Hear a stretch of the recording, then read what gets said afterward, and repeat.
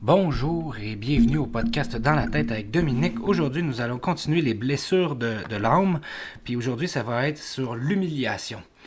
La blessure d'humiliation. Donc, c'est se sentir humilié, c'est se sentir abaissé, s'abaisser soi-même ou abaisser quelqu'un d'autre.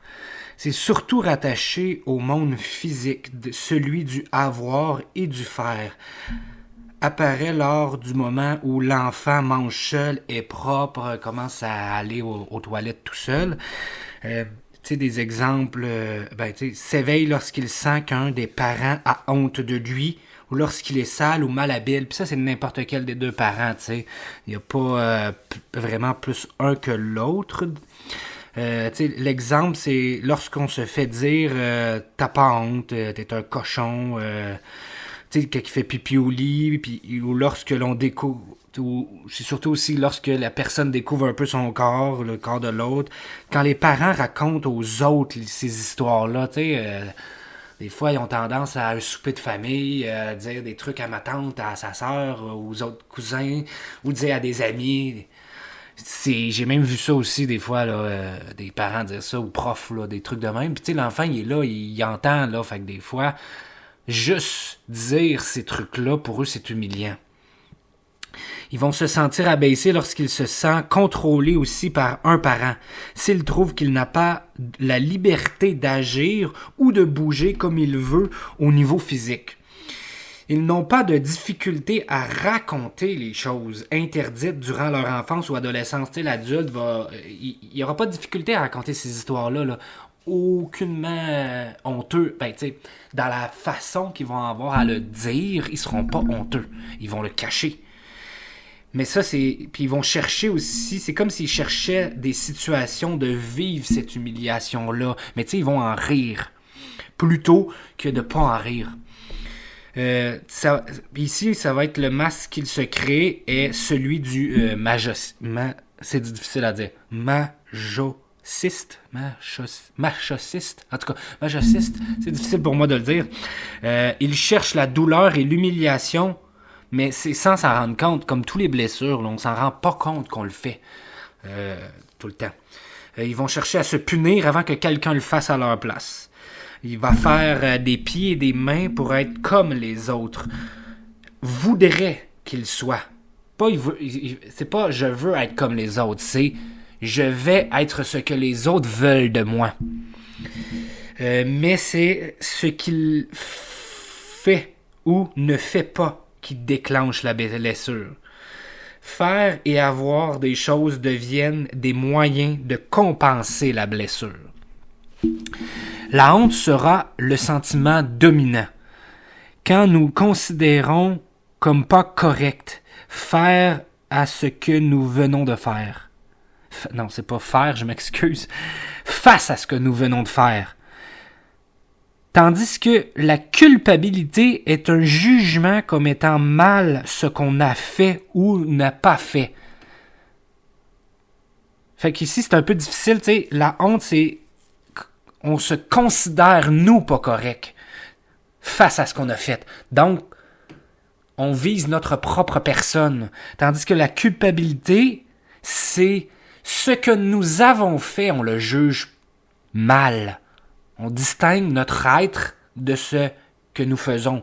La honte, c'est qu'on vise notre être. Nous pouvons vivre de la culpabilité sans honte. Mais la honte... on va vivre la honte avec la culpabilité. Je sais pas si c'est... les personnes veulent se montrer solides et plus être en contrôle. Ils deviennent excusez-moi, j'ai de la misère un matin. Ils deviennent très performants et prennent beaucoup sur leur dos les responsabilités des autres. Ils vont se placer en position pour prendre soin de quelqu'un d'autre. Comme ça, ils vont s'oublier eux-mêmes. Plus il fait pour les autres, plus il se crée de contraintes et d'obligations. Plus ils aident les autres, plus ils croient qu'ils n'auront pas honte, mais ils se sentent humiliés de se faire abuser des autres, par exemple. Parce qu'ils vont prendre tellement sur leur dos que les autres vont prendre beaucoup. Ils vont leur donner beaucoup. Fait qu'à un moment donné, ils vont comme se dire, ben je prends, comme ça j'aurai pas honte, comme ça j'aurai pas à... Tu sais, comme ça on va me respecter et tout. Mais en même temps, je me sens abusé des autres. Mais je me place dans cette position-là qu'on me donne sans être capable de mettre une limite, de dire non, tu sais.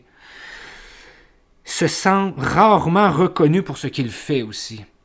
Puis ça, je l'ai vu beaucoup aussi dans les écoles, tu sais, surtout pour les éducateurs où on leur dit « fais ci, fais ça, on va rajouter, on va ajouter du stock de la job », mais il a fallu aussi que j'aide des éducateurs, éducatrices à leur dire, tu sais, vous pouvez leur dire « oui, vous allez le faire », après des autres choses que vous avez à faire. Oui, vous allez le faire dans pas long, ou ça va être fait d'ici quelques jours, je vais l'ajouter sur ma liste. Mais ça peut... Puis ça, c'est une manière polie et gentille de dire que ça va être fait, mais c'est juste qu'on peut pas... Tu sais, on peut pas promettre quand ça va être fait. Parce que, tu sais, des fois, il y a une demande d'un prof, mais tu sais, t'as 25 profs dans une école pour 3 éducatrices. Fait que quand t'as à peu près 8 profs qui te demandent la même chose dans une journée, plus la direction, plus le service de psychoéducation, plus le parent, plus le jeune, à un moment donné, tu finis par te dire « Hey, j'ai vraiment beaucoup de choses là, à faire. » Puis là, faut faire des listes de priorités, mais faut aussi être capable de répondre aux choses qui sont moins prioritaires, parce qu'il va toujours avoir des priorités plus que l'autre. Fait que c'est d'apprendre justement à pas tout prendre sur son dos, parce que le service de soutien a souvent cette manie-là de prendre beaucoup sur leur dos. Donc, on en revient sur les blessures d'humiliation. Ils ne réalisent pas qu'en accomplissant tout pour les autres, ils les abaissent eux et ils les humilient en leur faisant sentir que sans lui ou sans elle, ils ne peuvent pas y arriver. Peuvent dire ouvertement aux autres que telle personne ne peut rien sans lui. Tu sais, ça va être du style, oui, je vais le prendre, mais ce que ça fait en sorte sur l'autre personne, c'est que l'autre personne se sent pas bonne, parce que sans toi, je peux jamais y arriver. Fait que c'est d'être en mesure d'être conscient de ça pour créer une distance avec les autres, dans le sens où, des fois, faut pas tout prendre à sa charge. Faut laisser les autres tu sais, puis je le dis dans ce langage-là, là, mais des fois, c'est laisser les gens se péter la gueule. Parce que c'est comme ça qu'ils vont apprendre ce qu'ils aiment, ce qu'ils n'aiment pas, leurs limites. C'est comme ça qu'ils vont développer leur confiance en soi et leur estime d'eux-mêmes aussi. Tu sais, si on les empêche chaque fois de se péter la gueule, ben on leur envoie le message de dire « T'es tellement pas bon, puis que tu y arriveras pas sans que je sois là. Fait que tout aussi bien que je le fasse pour toi. » Là, je le dis de manière caricaturale, mais en même temps, c'est un peu comme ça que les gens se sentent à l'intérieur d'eux. Des fois, tu sais, ça peut être... Puis la phrase n'est pas méchante, puis elle n'est pas violente, mais la personne en dedans d'elle va la voir comme une grande violence, même si ce n'est pas une. Fait que, tu sais, c'est d'être capable de dire les choses sans se sentir coupable, de mettre des limites, mais de pas toujours prendre tout sur son dos. Tu sais, de laisser la personne faire, même si c'est pas la bonne chose, ou même si on sait qu'elle va se péter la gueule. Mais au moins, on va être là quand elle va vouloir s'en sortir, se relever, avoir de l'aide, etc. Tu sais. Il semble contrôlant, les personnes qui ont la blessure d'humiliation, mais ce contrôle est motivé par la peur d'avoir honte de ses proches ou de lui-même. Ils ont de la difficulté à exprimer ses vrais besoins et ce qu'ils ressentent véritablement. Ils n'osent pas en parler. Puis, tu sais, dans la famille, souvent, tout est gardé en secret. Fait que si dans leur propre famille, eux, c'était des secrets, ben ça se peut qu'ils recréent ça dans leur propre famille qu'ils sont en train de créer, tu sais. Ils peuvent avoir honte de leur désir, car il est important de se priver.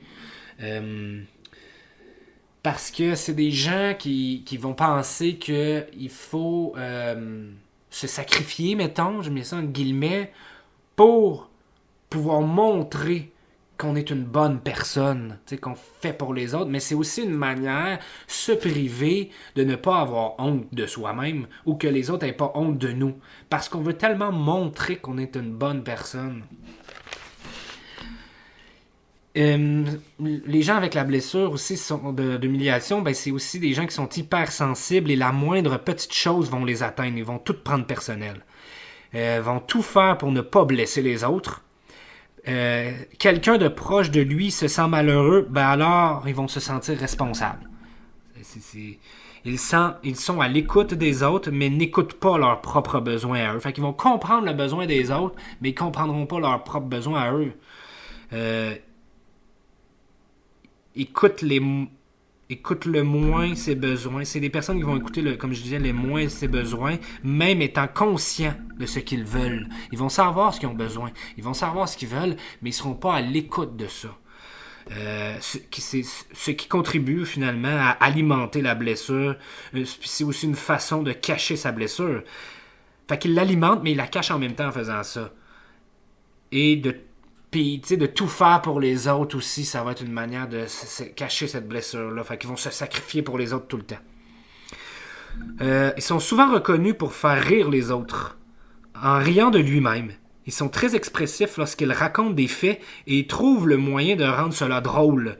Ils se prennent pour cible pour faire rire. C'est une façon inconsciente de s'humilier et de cacher à lui-même et aux autres la honte. Là, on parle pas de quelqu'un qui fait une blague une fois sur deux sur eux-mêmes, tu sais. On parle vraiment de quelqu'un qui va constamment faire des blagues sur lui-même, tu sais. Ils vont constamment se rabaisser et en rire. Parce que, comme ça, ils vont camoufler leurs blessures, pas se sentir. Puis, c'est pas mauvais dans un sens. Parce qu'on peut en devenir conscient et vouloir quand même faire rire les autres, mais devenir conscient de cette blessure-là et d'accepter ça. Parce que c'est ça un peu qu'on va voir dans le dernier podcast que je vais faire sur les blessures. Une fois qu'on va avoir fait toutes les blessures, c'est comment en arriver à vivre avec ça. Parce qu'on s'en libérera pas, on va pas en guérir comme de rien. Tu sais, c'est d'apprendre à vivre avec, c'est une manière d'apprendre à vivre avec, puis plus on va apprendre à vivre avec, ben moins on va se sentir blessé. Fait que de rire de soi, quand on n'en est pas conscient, c'est une manière de... Mais quand on en devient conscient, puis qu'on commence à l'accepter, ben on finit par à se sentir moins blessé. Bon. Fait que c'est pas mauvais en soi, c'est juste d'en devenir conscient. La moindre critique, ça l'égale une honte. Se voit plus petit à l'intérieur qu'il ne l'est vraiment. Ne peut pas concevoir que les autres s'intéressent à lui ou qu'ils vont se sentir importants aux yeux de quelqu'un. Si je peux pas être important pour quelqu'un, ça se peut pas. C'est un peu ça qu'ils vont se dire. Même si on lui dit « t'es importante pour moi », moi je vais dire à une personne que je connais « t'es importante pour moi », elle me dira pas nécessairement « ben voyons, comment ça je suis important ». Ça se peut qu'elle me le dise, mais en même temps, ça se peut qu'elle fasse juste faire comme un petit rire, puis mais dans sa tête, elle va se dire « pourquoi cette personne-là, je suis important pour elle », puis elle réussira pas à trouver une raison, puis elle va se questionner beaucoup, puis elle comprendra pas. Ils vont être portés à se blâmer beaucoup eux-mêmes et à prendre le blâme des autres. C'est une façon d'être une bonne personne. Un exemple, tu sais, mettons, moi, je conduis en auto, ma partenaire est à côté de moi, elle me parle, je suis déconcentré, je lui parle, je la regarde, puis je fais une fausse manœuvre en auto. Puis là, ce qui va arriver, c'est que je vais dire que c'est de sa faute à elle. Puis la personne va le prendre sur son dos. Elle va dire, ben oui, c'est vrai, c'est de ma faute si il a fait une fausse manœuvre. Mais tu sais, c'est moi qui ai été déconcentré, puis c'est moi qui ai fait une fausse manœuvre. J'aurais pu aussi juste mettre une limite à dire, hey, attends, je vais te répondre tantôt, tu sais. Comme, mettons, là, je donne un autre exemple. Ça arrive souvent, là, mais là, je vais prendre comme si c'était moi l'exemple, mais je le vois souvent, là. Puis je l'entends aussi souvent. On est en auto, puis là, l'autre personne à côté va voir. Hey, regarde la photo. Puis là, je vais regarder la photo pendant que je conduis. Tu sais, c'est de ma faute, là. C'est à moi de dire attends, tu sais, que je conduis pas. Attends à tantôt ou à plus tard ou peu importe. Faut que je mette la limite. Mais mettons, je regarde, puis je sais pas, moi, finalement, je change de voie ou je brûle la lumière rouge. Puis là, je vais être fâché après la personne qui m'a montré la photo. Ben, tu sais, en même temps, je suis un peu fâché après moi-même parce que c'est de ma faute. Mais je vais blâmer l'autre à côté. Puis la blessure d'humiliation, ben, c'est qu'elle va prendre le blâme. Bon. les autres, on revient un peu là, les autres ne peuvent jamais nous faire sentir coupables, car la culpabilité ne peut venir que de l'intérieur de nous-mêmes. Un peu ce que je disais tantôt, je suis fâché après la personne, mais en fait, je suis fâché après moi-même. C'est juste que je me nomme une ennemie ou un problème extérieur à moi pour me déculpabiliser, mais en même temps, ça me culpabilise parce que je le prends pas sur moi. Comme je disais dans plusieurs autres podcasts, ou comme je dis, tu sais, tout part de soi. Donc, la culpabilité, c'est pas toi, tu me fais sentir coupable. C'est moi qui se sens coupable de ce qui arrive, de ce qui est dit. Après ça, en relation avec l'autre, c'est d'être capable de faire la distinction. Si je parlais avec quelqu'un dernièrement qui, mettons, dans sa relation de couple, pas couple, là, c'était ambigu un peu, là, était un peu irritable et fâché après une personne. Puis n'importe quoi qu'il lui disait était, ben voyons, Chris, tu sais, était fâché. Puis là, la personne a fini par faire, hey, je suis pas réellement fâché après cette personne ou de ce qui est dit. Je suis fâché de d'autres choses que j'ai vécues dans le passé, qui étaient arrivées il y a pas longtemps, mais je n'arrive pas à m'en défaire. Donc tout ce qui arrive dans le moment présent, ben je suis irritable puis je me fâche tout de suite. Et pourtant, je devrais juste lâcher prise sur le présent et être capable de différencier ce que j'ai vécu il y a 2 mois puis ce que je vis en ce moment n'est pas la même chose. Mais ça, c'est tout un travail à faire, tu sais. Puis ça peut être aussi de ce que j'ai vécu il y a 15 ans, tu sais. Mais, tu sais, en premier, avant de travailler ce qu'il y a eu il y a 15 ans, on va essayer de dénouer ce qui s'est passé il y a une semaine, ce qui s'est passé il y a 1 mois. Puis après ça, là, à la longue, on fait des liens avec ce qui s'est passé il y a 10, 15, 20 ans. Mais on va commencer par travailler les situations blessantes, humiliantes ou etc. dans le moment passé mais proche. Parce qu'on va dénouer tranquillement des choses comme ça. Fait que tu sais, la personne se rendait compte que, voyons, elle me parle, elle me pose une question, elle veut juste converser, elle veut juste s'informer sur moi, elle veut juste créer un lien avec moi, tu sais. Elle veut pas me surveiller, elle veut pas me contrôler, elle veut pas ci, elle veut pas me blâmer, elle veut pas, tu sais. Fait que c'est quand même tout un cheminement, processus de connaissance de soi qui est à faire, mais d'être capable de reconnaître dans la situation présente, est-ce réellement moi ou mon passé qui parle? Est-ce moi ou mes blessures? Est-ce moi ou mes problèmes? Est-ce moi ou mes difficultés, etc. On comprend un peu le concept? Ils vont se sentir impuissants face à ceux qu'elle aime et qui sont proches d'elle. Donc, tout ce qui leur arrive, ils vont toujours un peu se sentir impuissants. Ils vont vouloir faire quelque chose, mais ils peuvent pas. Ils vont se croyant coupables, elle croit que c'est à elle d'arranger tout le temps les choses. Fait que si l'autre a un problème, ben c'est à moi d'arranger les choses, même si je suis pas responsable, même si j'ai pas rapport. Pour eux, la liberté est très importante. Être libre pour eux signifie qu'il n'a pas de compte à rendre à personne, qu'il n'est pas contrôlé et qu'il fait ce qu'il veut quand il le veut. Cela vient du fait qu'il ne s'est pas senti libre enfant ou adolescent, là, car devait répondre aux attentes des parents, puis après ça, développer les attentes des autres.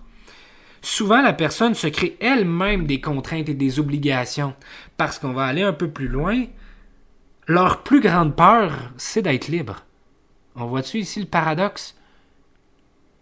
La liberté, c'est la chose la plus importante pour eux, mais la liberté, c'est la chose qui leur font le plus peur. Lorsqu'ils se sentent libres, ils tombent dans le trop dans plusieurs sphères de vie. Ce qui fait qu'ils vont faire trop de sport, ils vont manger trop, ils vont faire trop ci, ils vont faire trop ça, trop de sexe, trop de relations, trop, parce que ils n'ont pas appris leurs besoins, ils n'ont pas appris leurs limites, ils n'ont pas appris à vivre avec ça, à vivre avec leur propre liberté. Ils apprennent à le faire, mais le problème, c'est qu'ils n'en sont pas conscients. Fait qu'ils vont s'arranger d'être libres, mais quand ils vont être vraiment libres et qu'ils vont sentir qu'ils sont libres, ils vont sentir de la honte et de la culpabilité parce qu'ils vont toujours dépasser les limites d'eux-mêmes et des autres.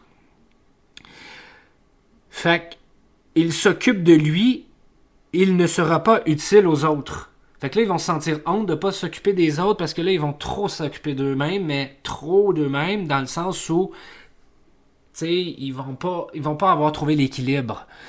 Fait que là, ils vont retourner dans un processus, dans un cheminement de je me crée plein de contraintes puis plein d'obligations. Donc, je ne suis pas libre. Donc, je me sens pas bien. Donc, la honte revient. Puis là, je vais me arriver à une espèce de brisure pour retourner dans mon... Faut que je me sente libre. Et la roue, elle tourne comme ça constamment. Je donne un exemple. Monsieur se croit libre à avoir plein de conquêtes, sexuelles, mettons, ou d'amour, mais cela crée plein de problèmes. Parce qu'il y a une gestion du temps, il faut qu'il s'assure que l'autre que les autres ne l'apprennent pas, ce qui finit par créer plein de contraintes au final. Un autre exemple, une personne en couple se sent en prison dans la maison et dans la relation, donc ils vont se trouver plusieurs emplois ou plusieurs autres occupations, mais là, ils vont s'enlever toute liberté. Parce qu'au final, ils se sentent en prison dans la relation, mais ils vont s'emprisonner dans leur job ou dans un autre passe-temps.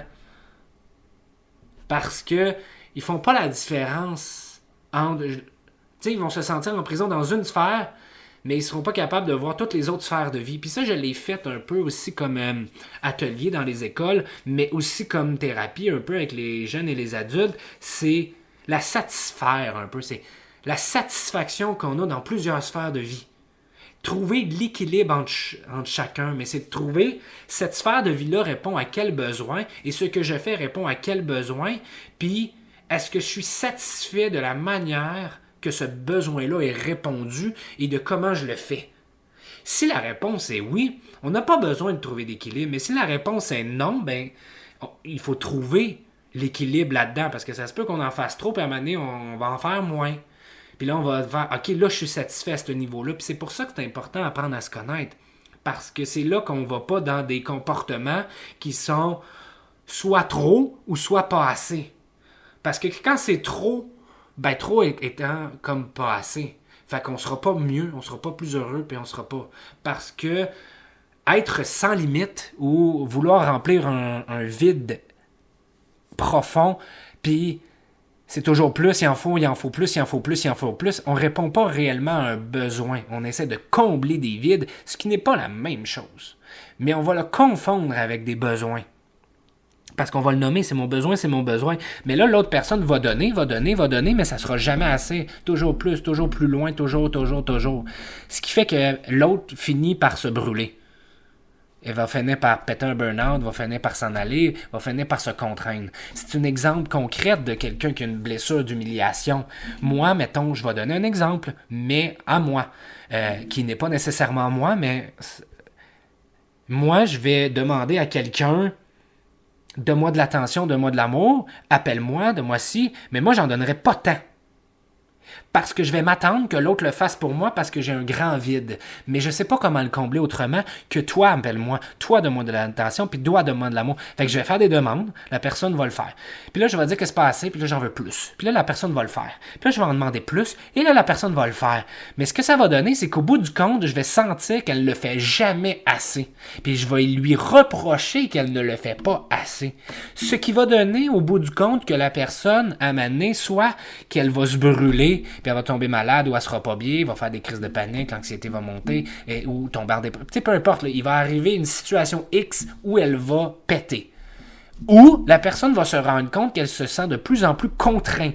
Là, on prend la blessure d'humiliation, va se sentir tellement contrainte, plus de liberté, qu'elle va vouloir mettre fin à la relation ou s'en aller parce qu'elle a plus de liberté. Elle ne sait pas quoi faire avec ça. Parce qu'elle a essayé puis ça marche pas. Puis là, ça a créé une brisure à quelque part. La blessure est venue. Fait que, ça, c'est un exemple. C'est ça, je disais, ce qu'il fait pour se libérer dans un domaine, mais s'emprisonne dans l'autre. Il se punit eux-mêmes en croyant pénaliser quelqu'un d'autre. Se punit lui-même avant que quelqu'un le fasse. Ça arrange d'être le bouc émissaire. Puis là, ce que je veux dire par se punit en croyant pénaliser quelqu'un, l'exemple, c'est elle me donne pas ce que je veux, la personne, donc, tu sais, moi, je veux de l'attention, ou je veux créer une relation, ou je veux passer du temps avec la personne. La personne ne m'écrit pas assez, ou ne me ne m'appelle pas assez ou on se voit pas assez souvent. Fait que quand la personne va vouloir de moi, ben je vais la rejeter ou je vais dire ben j'y répondrai pas tout de suite ou je vais pas vouloir la voir parce que je vais la punir elle-même, la punir l'autre. Mais la personne qui fait ça ne se rend pas compte que c'est elle-même qu'elle punit parce que ce qu'elle veut au fond d'elle, c'est de voir l'autre. L'autre lui propose, puis il lui dit non. Pas parce qu'elle est occupée ou pas parce que juste pour punir l'autre. Tiens, ça t'apprendra. Sauf que en même temps, c'est elle-même qui a puni au final. Fait que ça crée des mésententes puis de l'incompréhension. Fait qu'au bout du compte, elle obtient pas ce qu'elle veut, donc la blessure s'alimente, s'active. Il est important de se souvenir que ce n'est pas ce que l'on vit qui fait souffrir, mais bien nos réactions à ce que nous vivons qui causent les blessures. C'est pas la situation qui cause la blessure, c'est la réaction qu'on a face à ça qui alimente ou qui réactive la blessure. Peu importe c'est laquelle encore ici. Puis ça, c'est une chose très importante à garder en tête. Ce n'est pas l'autre qui nous fait la blessure, c'est comment moi je décide de réagir à ça.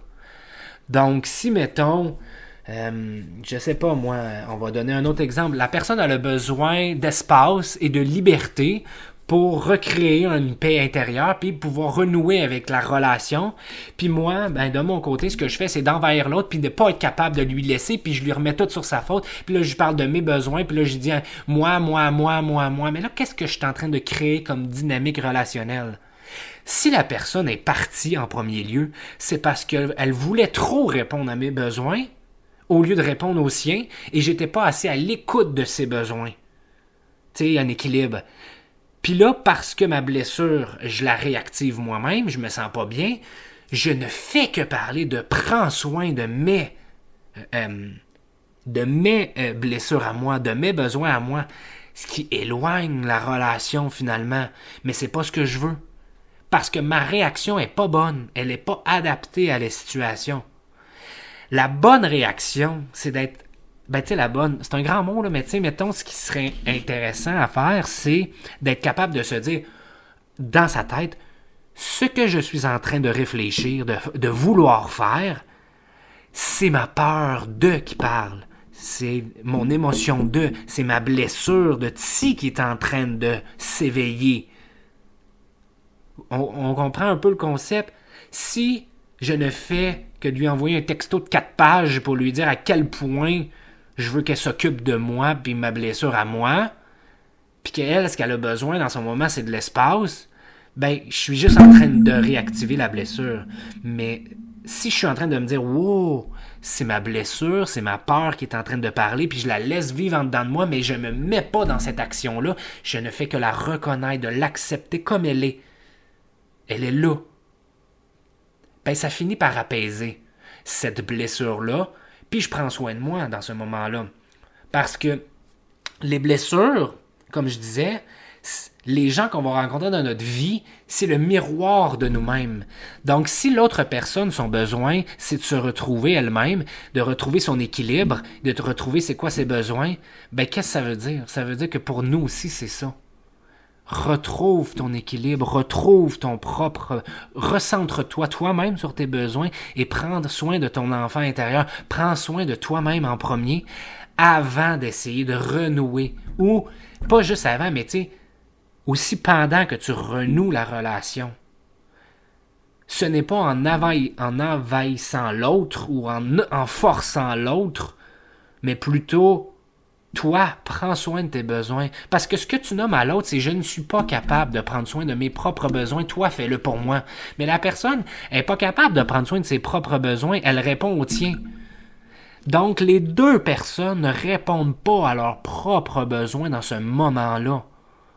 Ce qui fait que on n'est pas dans une dynamique relationnelle où on est apte à prendre soin de l'autre, mais qu'il est important d'apprendre à prendre soin de soi et de renouer la relation pour être capable de faire dans cette relation, j'accepte ta blessure comme elle est, parce que j'accepte la personne que tu es une personne importante pour moi, j'aime la personne que tu es, mais je ne peux être la personne qui prend tes blessures complètement en charge. Je ne peux pas combler ces vides-là. Parce que personne ne peut faire ça. Mais c'est d'être capable d'en venir conscient. Ce que je fais en ce moment, c'est ça. C'est pour répondre à cette blessure-là, à cette émotion-là, à cette peur-là, à ça. Qu'est-ce que moi, je peux faire pour moi pour diminuer cette intensité?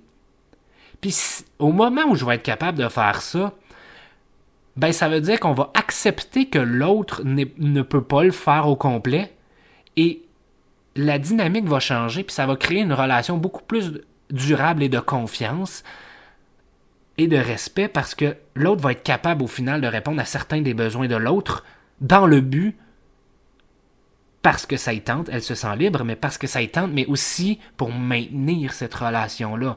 Parce qu'une relation, c'est aussi une question de volonté. On prend soin des autres parce que ça nous tente de le faire, pas pour cacher. Parce que, tu sais, en tant qu'amis au couple, quand les autres vont pas bien, on les écoute, on est là pour eux, on les entend, puis des fois on fait des choses pour eux, tu sais, faire un petit souper. Des fois c'est juste de ventiler, des fois c'est juste de faire viens-t'en, on va aller au spa ensemble, ça va nous faire du bien. Des fois c'est d'aller voir d'autres amis, c'est de faire une sortie ensemble. Tu sais, ça c'est prendre soin de l'autre, mais d'une manière différente. Puis tu sais, dans une relation vraiment longue et profonde, ben ça va arriver qu'il va y avoir des moments où il va y avoir des grands vides, des grands stresseurs. Puis une relation durable, ben ça va être capable de faire, je suis capable de prendre un peu la détresse de l'autre tout en prenant soin de moi-même, en ne m'oubliant pas non plus, en prenant pas tout sur mon dos, mais d'être là pour l'autre parce qu'elle va pas bien à un certain moment de vie, tu sais, dans une perte d'emploi, mettons, ou la mort d'un membre de la famille, ben tu sais, je veux dire, on va vivre des grandes émotions, des grandes détresses. Dans une relation durable, la personne va être capable d'être là pour la détresse de l'autre, tout en étant capable de vivre quelque chose pour soi, en prenant pas tout en charge.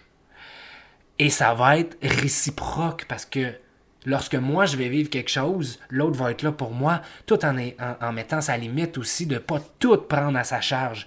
Et c'est là que ça va créer un équilibre émotionnel, un équilibre relationnel, mais un équilibre avec soi. On va être capable d'être là pour moi et pour l'autre. Ce qui va créer des relations tellement plus profondes et durables. Mais c'est un cheminement à faire. Il ne faut juste pas oublier que pour en arriver à ça, oui, il faut du temps pour soi seul, mais il faut aussi être en relation avec l'autre pour être capable d'en arriver à faire ce processus-là. Parce que les blessures, à part pour celui d'abandon, que c'est la solitude, les blessures en général, ben, ils s'activent quand on est en relation avec l'autre. T'sais, si on est tout seul tout le temps, à moins que notre blessure, ça soit celle de la solitude, puis là, on n'est pas capable d'être tout seul, d'apprendre à être tout seul avec soi-même, mais pour pour les autres en général, ben c'est quand tu es en relation avec l'autre, mais même la solitude, c'est d'être capable d'être en relation avec l'autre pour accepter la solitude, accepter ce que l'autre est capable de donner au moment où elle le donne, sans pour autant se sentir abandonné ou se sentir rejeté quand l'autre n'est pas disponible. T'sais? Fait que c'est un peu la même affaire. Si on est toujours tout seul, on travaille, oui, sur soi, mais on va travailler aussi sur soi en étant en relation avec les autres. Là, je vais arrêter de me répéter, là, mais c'est parce que c'est important. Il y a beaucoup de gens qui disent non, je vais être tout seul, puis je vais être célibataire pendant 10 ans. Oui, c'est un choix de vie. Oui, c'est correct, mais en même temps, ça veut aussi probablement cacher puis camoufler quelque chose. Tu sais, la peur de l'engagement, la peur de se faire mal, la peur d'une souffrance, de pas vouloir se réengager, de pas vouloir se remettre dans une relation de couple. C'est la même chose aussi de ne pas vouloir avoir des amis ou ne pas vouloir créer des cercles sociaux, etc. Tu sais, le but est de recréer ça dans un rythme que chaque personne a. Mais si ça fait 10 ans que tu as décidé de ne pas être en relation de couple, peut-être qu'il y a encore quelque chose à travailler qui n'a pas encore été découvert. Tu sais. Ou peut-être qu'on en est conscient, mais qu'on veut pas. Parce qu'il y a une question de volonté dans tout ça. On revient. Répondre. Ben, c'est une personne qui répondra aux besoins des autres, mais ne fera pas pour lui. Ça, je pense qu'on l'a assez dit, là. Du côté sexuel, il y a une grande propension à la honte et inconsciemment, les personnes peuvent se rendre indésirables et de ce fait, se priver de plaisir. Ils ont des désirs, mais ne se donnent pas le droit. Même, ils peuvent ressentir un certain dégoût. Du côté de la communication, là ici je ne donnerai pas d'exemple du côté sexuel, il peut exister tout plein de façons de faire de se sentir indésirable. Là. Mais tu sais, se sentir indésirable, c'est une manière de se protéger, c'est une manière de ne pas vivre de la honte, etc. Du côté communication, ben les gens vont mal communiquer parce qu'ils ont peur de blesser l'autre, de passer pour égoïste, s'il dévoile ses besoins ou ses désirs, d'être abaissé, que l'autre fasse sentir comme une poubelle, se faire dire ou sentir qu'il est indigne, etc. Fait que ça va créer soit pas de communication, soit que la communication va être difficile, ils vont être malhabiles, ils vont dire des choses. Puis c'est ça qui est sain dans la manière de communiquer, c'est d'être capable de dire je sais pas comment dire quelque chose, puis ça se peut que ça sorte tout croche, je vais essayer de le faire pareil. De simplement faire ça, c'est de mettre la table à je sais pas comment m'exprimer, j'ai de la difficulté, mais écoute, je vais le faire parce que c'est important de le faire, puis on va dealer avec ça ensemble, tu sais. Mais il faut que l'autre aussi soit capable de faire moi, ça se peut que j'ai de la misère à accueillir ce que tu as à dire ou je vais l'interpréter tout croche, mais je vais valider avec toi, puis la communication va se construire comme ça, tu sais. Puis de l'autre aussi, tu sais, hey, écoute, je vais te dire telle chose, mais je sais pas comment ça va sortir, puis pour vrai, je m'excuse si ça te blesse. Puis tout là est une construction de relation. Parce que c'est normal d'être malhabile, c'est normal d'avoir peur. Faut juste accepter ça. Puis de transcender un peu cette peur-là. Hey, j'ai peur, mais voici, je vais le faire pareil. Puis on va essayer. Et c'est comme ça qu'on va réparer des relations, mais qu'aussi on va un peu se réparer soi-même. Fait que c'est un peu aussi à ça que ça sert des consultations, tu sais. Parce que dans un endroit protégé, mettons, de sécurité avec une personne significative, on crée une relation. Fait que la personne va commencer à exprimer des choses ou à dire des choses que dans un temps normal, ils n'ont pas le temps de faire ou c'est trop exigeant, ils ont trop peur, ils ont trop si. Fait que la personne qui va en consultation, thérapeute, peu importe le titre qu'on a, est supposée d'être bien avec elle-même. Donc, il va construire une relation de confiance avec l'autre et créer un espace où la personne peut se pratiquer, peut nommer des choses et pratiquer sa communication, justement, et elle va le transposer après ça dans son quotidien, dans sa vie. Parce qu'elle va être capable de se donner le droit de le faire dans un endroit. Mais on peut aussi se donner le droit de le faire avec des amis, là, avec des personnes proches de nous, des personnes de la famille qui sont très proches de nous, puis qu'on est capable de le faire. On peut le faire comme ça aussi. Fait que c'est ce qui clôt pour ce podcast sur la blessure. La prochaine sera sur la blessure de trahison. Merci, à la prochaine.